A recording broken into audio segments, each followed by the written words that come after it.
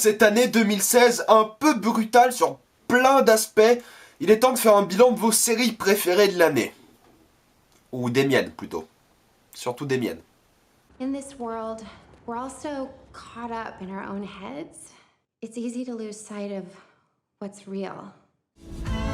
We're genuinely empathetic as a species. We don't actually really want to kill each other.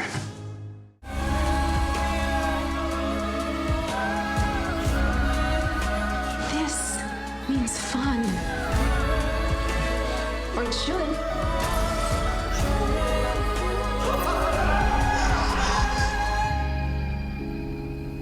I wouldn't say that at all. Les meilleures séries de 2016. Avant toute chose, je n'ai pas le temps de regarder toutes les séries de chaque année. C'est juste impossible. Et ce sont mes séries préférées de l'année. C'est mon opinion. C'est pas, il n'y a pas de classement. C'est juste mes préférées de l'année. Voilà. Avant de vous donner la liste, comme j'aime le faire, je vais parler de quelques séries que j'aime bien, mais qui sont pas pour moi au top de leur forme. Orphan Black a réussi une 4ème saison avec un excellent jeu d'acteur, avec une meilleure intrigue, avec du meilleur développement de personnages et avec une histoire qui avançait, contrairement à la saison 3 où on stagnait un peu. BoJack Horseman, où le nihilisme a enfin pris le dessus sur la saison 3, qui était un trip complètement pessimiste d'émotions, de personnages, et une intrigue qui au final a développé le personnage de BoJack plus qu'autre chose. Better Call Saul avance peut-être à un rythme extrêmement lent, mais ça reste divertissant, ça reste bien filmé, ça reste fun. Luke Cage était vraiment inégal, avec 2 tiers de saison vraiment très réussis à mon goût, et un dernier tiers qui était peut-être un peu trop parti en délire super-héros. Si vous voulez, j'ai une critique de Luke Cage un peu plus développée. Preacher a du potentiel, c'est une série qui a bien commencé, il y a de quoi faire pour la prochaine saison. Les acteurs sont top, l'intrigue était vraiment sympa à suivre. Peut-être un peu parti en couille à certains moments, mais au moins on sait à quoi s'attendre pour la saison 2. Et j'espère qu'elle ne va pas décevoir. Silicon Valley, ça reste fun, ça reste des informaticiens qui font des applis avec tous les problèmes de la Silicon Valley, Google, Microsoft. C'est sympa. Avant de parler de mes meilleures séries de l'année, il faut aussi parler des déceptions de l'année. Vikings me déçoit de plus en plus chaque année.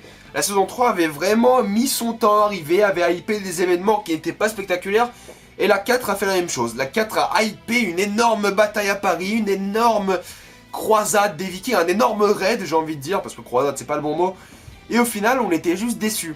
Et toute la saison n'a servi qu'à une chose, hyper cette énorme bataille, et au final on s'est retrouvé avec quelque chose de plus ou moins médiocre. C'était dommage. J'aime bien Vikings, j'aimerais que la saison qui est en cours réussisse, mais ça commence mal. Très mal. The Walking Dead, je pensais vraiment que Negan allait rapporter quelque chose à cette nouvelle série. Au final, il rapporte un peu de viscéralité, de trivialité limite, mais il est loin d'être assez présent, et le seul drame qu'a The Walking Dead, le seul élément dramatique dans la série, c'est de tuer des gens. Et tuer des gens qui sont juste pas intéressants, et des gens que je pensais même pas qu'ils étaient encore en vie. Il y a, dans la dernière saison, un épisode sur des gens que je pensais morts. Vraiment. Ça reste The Walking Dead. Ça reste chiant. Doctor Who, je sais plus ce qui se passe. Non, vraiment, j'ai essayé de penser à la saison 9, mais je me rappelle pas. Je suis un grand fan de Doctor Who, mais là j'ai rien. Désolé, j'ai rien. Je m'en rappelle plus. Je sais juste que c'était pas bien. Ouais, je sers à rien. Banshee a eu sa 4ème et dernière saison qui s'est à mon avis plutôt bien finie, mais la saison ne s'est pas concentrée sur le personnage de Lucas Wood, qui est bien dommage. Ils ont introduit de nouveaux personnages et ils se sont concentrés sur eux, donc je voyais pas vraiment l'intérêt. On a 4 épisodes qui sont vraiment centrés sur d'autres personnages. Sur 8, ça fait beaucoup, mais la saison c'est quand même bien fini, mais avec cet arrière-goût pas très festif, pas très limite frustrant. The Crown était la série qui était juste techniquement parfaite. L'editing était parfait, la mise en scène était nickel, les décors étaient fantastiques, les acteurs sont top, mais l'histoire n'est juste pas passionnante. Ils n'ont pas réussi à rendre cette histoire, ça reste personnel parce que ça reste la famille royale et tout, et c'est juste pas intéressant à mon avis, mais l'histoire n'a pas réussi à me captiver plus que moi. C'est une excellente série qui ne m'a juste pas passionné. C'est pas vraiment une déception, plus qu'un truc qui m'a fait ni chaud ni froid. J'ai juste remarqué que c'était juste bien filmé, bien écrit, bien tout. Sauf l'histoire qui était juste pas passionnante à mon goût. Ça reste très personnel, mais il y a moyen que vous aimiez The Crown. Essayez. Avant de s'occuper vraiment des meilleures séries, plaisir coupable de l'année, c'est Lucifer. Je sais pas pourquoi je continue de regarder ça, mais je regarde. Et je sais même pas si je suis diverti, c'est juste que je regarde. C'est plaisir coupable, j'aime bien. Rien à redire, c'est même pas une bonne série, c'est juste... Je la conseillerais à personne, vraiment, mais je regarde. Voilà, chacun ses problèmes. Maintenant, les meilleures séries de l'année, on va commencer avec Stranger Things. Stranger Things a réussi à remplir un peu cette demande pour des années, pour cette nostalgie des années 80 avec des gosses, des monstres, un peu le Super 8 des séries télé. Et Stranger Things a réussi des personnages attachants, une ambiance fantastique, une énorme bande-son, fantastique série, rien à redire, j'ai hâte de voir la saison 2, j'ai hâte de voir ce qu'ils vont faire, et il y a de quoi faire, il y a vraiment de quoi faire dans Stranger Things. Excellent travail Netflix. Game of Thrones nous a sorti une 6ème saison juste fantastique, j'ai une critique de cette saison avec plein de spoilers, vous pouvez aller la voir.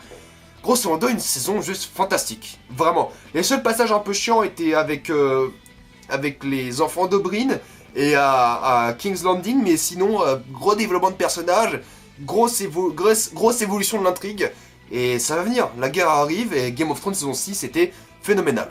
Daredevil saison 2 était étonnamment réussi. Le marketing avait un peu faussé l'idée de la saison 2, on pensait vraiment que ça allait être Daredevil versus Punisher, c'était pas le cas, mais la saison 2 était vraiment réussie, peut-être un peu moins bien que la 1 à mon goût, mais ça reste Daredevil, ça reste ce qu'on aimait dans Daredevil, ça reste plus de Daredevil, avec peut-être un peu quelques libertés scénaristiques vers la fin, mais ça reste l'une des meilleures séries Netflix, et ça reste la meilleure série Netflix des Defenders. Même si personnellement je préfère Jessica Jones, mais détail. Narcos saison 2 était fantastique, peut-être un peu longue, peut-être une série avec 8 épisodes ou 9 aurait suffi, peut-être un épisode de trop, mais au final c'était bien compact, on comprenait vraiment ce qui se passait, grosse évolution de Pablo Escobar, et ça va vraiment être bizarre pour les futures saisons, mais il y a de quoi faire, il y a les personnages, il y a de quoi faire. Ça va être bien. J'y crois, je crois en Netflix. J'ai aussi une critique de Narcos si vous voulez en savoir un peu plus sur ce que j'ai aimé dans la saison 2. The Night Of est une série que j'ai commencé avant-hier et que j'ai fini avant-hier, vraiment très entraînante avec de bons personnages, une fin vraiment décevante pour le coup, avec un développement de personnages qui aurait pu avoir 1 ou 2 épisodes de plus, ça aurait été mieux avec 10 épisodes je pense plutôt que 8, mais très entraînante, une série entre policière et série de prison. J'ai beaucoup aimé Night Of, de très bons acteurs, une intrigue vraiment passionnante. Il y a de quoi faire, une saison 2, j'aimerais une autre histoire, vraiment indépendante, mais on verra ce qui se passe. House of Cards était passionnant, c'est le mot. La saison 3 avait trop humanisé à mon goût le Frank Underwood et sa femme et tout le monde, mais la saison 4 a oublié toute cette histoire, ce sont les personnages qu'on connaît, on les apprécie pour les monstres qui sont, et ça a vraiment remis les personnages au centre de l'intrigue. Ça a vraiment fait avancer la série, et j'ai hâte de voir comment ça va se finir. Il y a moyen de faire encore plein de trucs dans l'univers, une 5ème saison sera la bienvenue, et j'ai hâte de voir la suite. Ça a compris ce que c'était, c'est toujours bien filmé, les acteurs ont compris dans quoi ils jouent très bien, la musique était fascinante, l'editing, tout ça. C'est une excellente série qui a vraiment, techniquement, tout réussi, et l'histoire est intrigante et...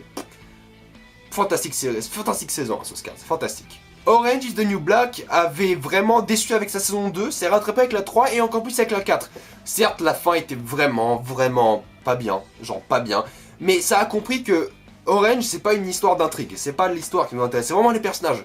On veut les voir évoluer, on veut voir leurs péripéties, et ça a vraiment réussi de ce point de vue. Ça a vraiment réussi à nous montrer que ce sont des humains, et ils ont des problèmes, et la vie en prison n'est pas facile, la vie en dehors de la prison n'est pas facile, et c'est juste... On s'est vraiment attaché à ces personnages, on adore les voir, et ça fait un excellent travail sur cette 4ème saison d'Orange, et j'ai hâte de voir la 5ème. J'ai aussi une critique d'Orange is the New Black saison 4 que vous pouvez aller voir. Allez-y. Black Mirror était le gros coup de cœur de l'année. C'est sorti de nulle part, et c'est... J'ai vu les 3 saisons en 1 jour et demi, je crois, c'est allé vite. J'ai adoré la saison, c'est vraiment prendre la technologie et la pousser à un niveau juste incroyable. C'est satirique, c'est bien filmé, c'est une série d'anthologie qui est juste fantastique, l'une de mes séries préférées. La saison 3 était géniale, un épisode qui était moins bien que les autres. J'ai une critique, vous pourrez aller la voir aussi. Fantastique série, fantastique saison. Charlie Brooker est vraiment un excellent scénariste, il sait ce qu'il fait, il comprend ce qu'il fait. Et Black Mirror est génialissime, génial. Et ma série préférée de cette année était assez facile. C'est Westworld. Westworld était juste tellement passionnant à regarder dès le début pour moi. J'ai commencé avec l'épisode 1, j'étais curieux, le 2 m'a tellement accroché, et depuis chaque semaine j'attendais comme un fou l'épisode d'après. Et au final on avait cet énorme puzzle, comme des détectives à regarder une série, et ça s'est fini en quelque chose de grandiose, tout était bien rythmé, les personnages étaient géniaux, les acteurs étaient géniaux. On s'attachait pas vraiment au personnage, mais c'était vraiment voulu, je trouve. Et j'ai une critique de Westworld avec plein de spoilers qui vous expliquent vraiment ce que j'ai ressenti en regardant cette saison. C'est une vidéo qui m'a pris plein de temps, c'est 15 minutes de vidéo, c'est... Il y a vraiment tout ce que j'aimais dans Westworld. C'est ma série préférée, c'est le Reg Award de l'année des séries. J'ai adoré Westworld. Black Mirror était à ça. Mais Westworld était juste absolument incroyable, fantastique. J'ai tellement hâte de voir la saison 2 dans 2 ans. Oui, ça c'est triste. Ça c'était ma liste de mes séries préférées. Me crachez pas la gueule, dites-moi quelles sont vos séries préférées. Mettez-moi ça dans les commentaires. Et discutons, parlons, pourquoi The Walking Dead vous a plu ou pas. Pourquoi Westworld ne vous a pas plu. Mettez-moi tout ça dans les commentaires. Moi je vous dis à la prochaine fois. Joyeuses fêtes à tous, joyeux Noël à tous. Et allez voir mes dernières vidéos, Facebook, Twitter, dernière vidéo, Rogue One, Assassin's Creed.